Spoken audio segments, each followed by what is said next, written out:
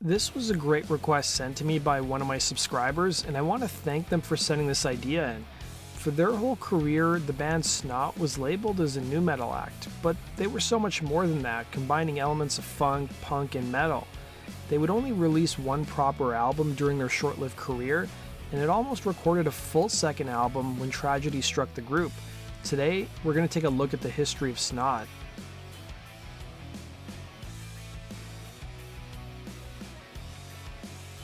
Snot frontman Lynn Strait was a complicated person. At the age of 27, he had already suffered through addiction, racked up a pretty big rap sheet including multiple arrests for burglary, assaulting a police officer, and drug possession. At the same time, his bandmates remembered him as a loyal and charismatic friend.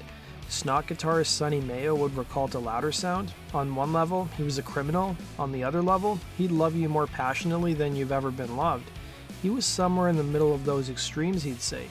In just 3 short years, Snot would go from formation to signing a record deal to putting out their first album, and would see their career come crashing down. Formed in 1994 in Santa Barbara, Snot would be founded by guitarist Mikey Doling, and at the same time, he had no other musicians to play with, so he made a demo called Eat Snot. It was in 1994 Doling went to a pizza shop that also served as a music venue that he saw a punk band on stage with a young charismatic singer who was stage diving into the audience and landing back first at a family's table at the restaurant.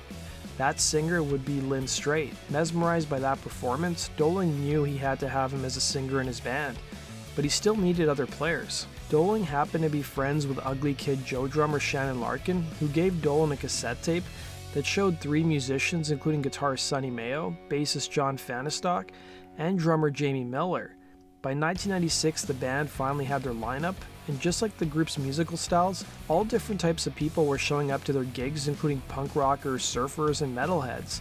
Soon enough, Snot was playing sold-out shows on LA's Sunset Strip, alongside other up-and-coming bands including System of a Down and Incubus in 1996. It was these gigs that caught the attention of major label Geffen Records, who signed the band. The label put out the band's first and only record, titled Get Some, featuring Lynn Strait's boxer dog named Dobbs on the front cover. According to guitarist Sonny Mayo, the boxer had a litter of puppies the same day as the album cover was shot. The album didn't make a huge mark on the Billboard charts and reviews were less than stellar, but the band got a high-profile gig playing at Ozfest in 1998 that ended in the arrest of singer Lynn Strait. According to Snot's publicist at the time, who talked to MTV following the arrest, Strait emerged completely naked from Limp Bizkit's 13-foot prop toilet which sat on stage. After he simulated a lewd act with an onstage dancer, Strait was chased off stage by police before being apprehended. Apparently the whole incident happened on a dare from Limp Bizkit frontman Fred Durst. Strait was only charged with a misdemeanor, but it was eventually raised to a felony according to MTV. Strait seemed to have a sense of humor about the whole thing, as Metal Edge editor Jerry Miller claimed the singer listed his band name as Megadeth on the police report. That fall, following the appearance at Ozfest, the band headed back into the studio to give their debut album a much-needed publicity boost. They teamed up with Korn producer Ross Robinson to re-record the track The Box so it would sound more radio-friendly. It was during this final recording session they wrote and recorded a new song called Absent, which would be the final song they wrote as the original lineup. On December 11th, 1998, the band came to an abrupt and tragic end. According to MTV, Strait was en route from his home in Santa Barbara to Los Angeles during an early Friday afternoon. While traveling on Coastal Highway 101 with his dog Dobbs in the back seat, Lynn was T-boned by a driver as he tried to turn left across the southbound lane to get on a freeway ramp. Both Lynn and his dog would die instantaneously. Following his death, the band would announce their dissolution, with Doling revealing, "We can't go on without Lynn. It's just bullshit when bands do that," he'd say. In a statement released by Snot, the band spoke about the unique chemistry Lynn brought to the band, saying, "Lynn just seemed to have this special energy that no matter who was in the room, all these legends that we were touring with, they came second to Lynn's vibration. We wish more of the world could have experienced him. All the memories that we had with Lynn, we will cherish in our hearts forever," the statement would read. That stretch of Highway 101 where the collision happened has been the site of many fatal accidents and injuries, and the residents in the area had long complained about safety concerns prior to Lynn's accident. It's a pretty horrific statistic. According to the LA Times, from 1994 to 1998, more than 120 people have been injured and 4 people killed on just 3 miles of the highway. According to the Times, for years prior to Strait's death, residents wrote letters to the state of California and made dozens of phone calls to transportation officials, only to be told there was no money for safety improvements. Following Lynn's death, safety improvements would happen at the location of the accident, but it would be too late for Snot. Despite the fact that the band broke up following Lynn's death, many in the metal community wanted to pay their respects. Prior to Strait's death, the band had written about 10 songs that had no vocals. It was decided by the surviving members of Snot that the tracks would be finished up and released as a tribute album.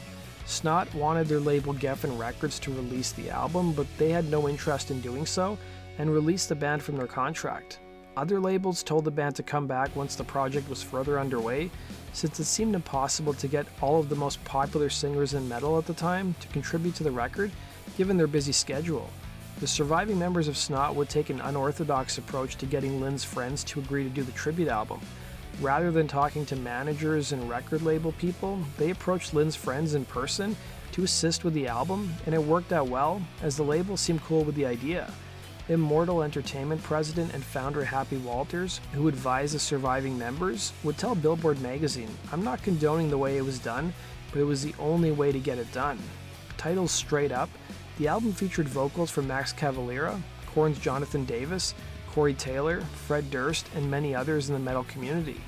One of the few tracks that appeared on the record that was not written by Snot was written by 3/4 of Sevendust, an acoustic number called Angel's Son. The track would prove to be the album's stand-up song and a heartfelt tribute to Strait.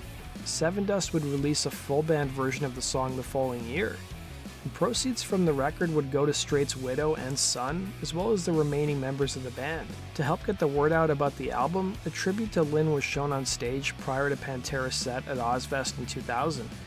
The album itself would peak at number 56 on the Billboard charts. A couple years later in 2002, Snot would release a live album titled Alive, which was taken from a May 1998 show at the Palace in Los Angeles. And despite fans thinking that the band would never reunite, and members saying the same thing, the band would play their first performance since Lynn's death in 2007 with vocalist Jeff Weber. The following year, former Bad Wolf singer Tommy Vex joined the band on vocals, but he would leave the group in 2014 and be replaced by Carl Bensley. The band's last scheduled tour dates appeared to be in 2017. You may be wondering, why would Snot reunite after Mikey Doling ruled out the idea? Well, in 2008, when the reunion happened, he was interviewed by Blabbermouth, and they brought up that quote he made about never continuing on with the band without Lynn. And here's what he had to say. "I've had 10 years to grow up, I've gotten older, and I've learned to live with Lynn being gone. It still hurts just like the day it happened, but now this pain has subsided just a hair, enough to where we can play again." So that does it for today's video, guys. Thanks for watching. Be sure to like button and subscribe. If you guys have suggestions for future topics, use the Google form in the description box below. Take care.